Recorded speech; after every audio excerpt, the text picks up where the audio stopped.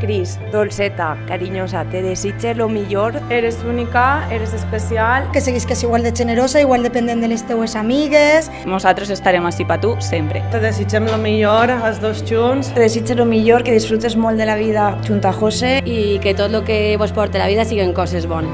Yo, José Ignacio, te recibo a ti, Cristina, como esposa y me entrego a ti y prometo serte fiel en la prosperidad y en la adversidad, en la salud y en la enfermedad, y así amarte y respetarte todos los días de mi vida.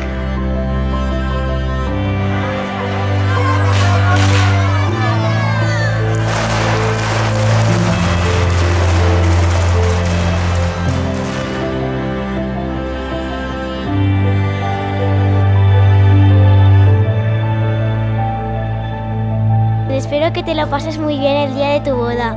Espero que seáis tú y Cristina muy felices.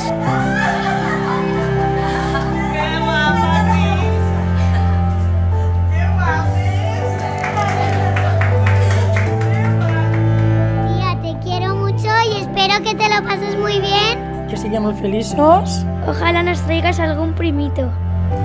Va per vosaltres, amics.